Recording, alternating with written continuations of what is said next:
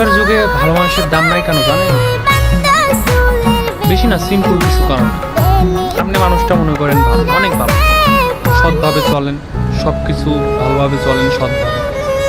তো ভালো না কি জন্য?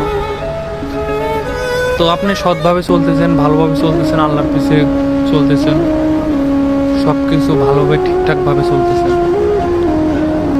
তো একজন একটা অপরাধ করলো, আপনি সৎভাবে সব কাজ করলেন। সাপোজ আমি বলি, মনে করেন আমি একটা কিছু চুরি করছি, তো আপনি পুলিশ। আমি একটা কিছু চুরি করছি, তো আপনি সৎ। তো আমার যেটুকু শাস্তি সেটুকু আমার ভোগ করা লাগবে।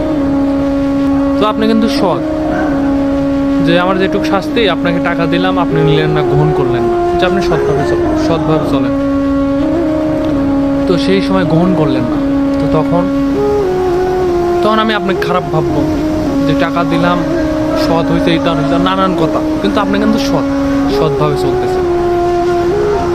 কিন্তু আমার মতো পাপী, আমার মতো খারাপ মানুষ আপনাকে কোনো সময় দাম দেবে না, শুধু এই সৎ থাকার জন্য আপনাকে দাম দেবে না।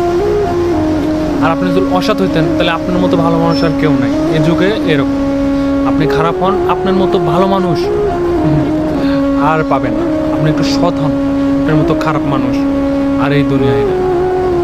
এটাই বাস্তব, এটাই নিয়ম। কিন্তু কথাই আছে না, ভালো মন্দর তো বিচার হয়।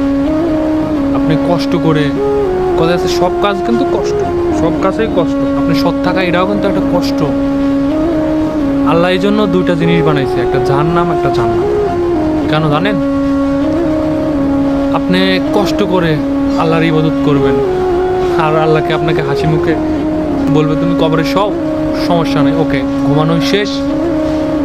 তা না, তুমি যেটুকু কষ্ট করবে, কষ্ট করে ফল যেটুকু গ্রহণ করবে, ফল যেটুকু পাবে, সেটুকের তো তোমাকে বিনিময়ে কিছু দিবে অবশ্যই।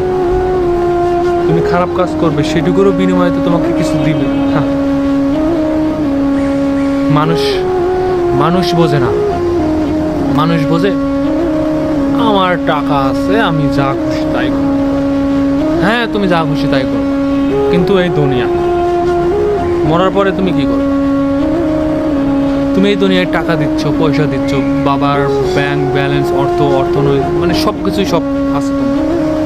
যখন মরবা তখন তো তোমার শুধু হালকা একটু এরিয়া। আচ্ছা, আমি ভাবলাম 1 কাঠা, সবার ক্ষেত্রে 1 কাঠা হয় না। আমি সাপোজ ভাবলাম 1 কাঠা এরিয়া দিয়ে তোমাকে ওইখানে ঘুমায় রাখছে, 1 কাঠা, শুধু ওইটুকু।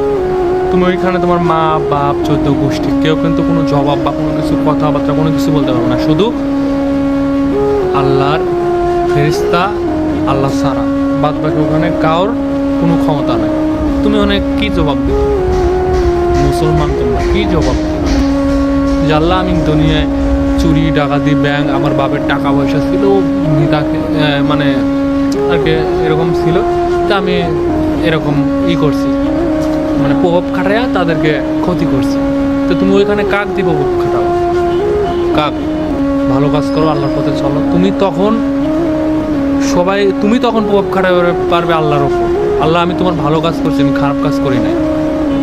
তুমি জোর গলায় কথা কইতে পারো, আর যারা খারাপ কাজ করে তারা তুমি জোর গলায় কথা বলবা? হ্যাঁ।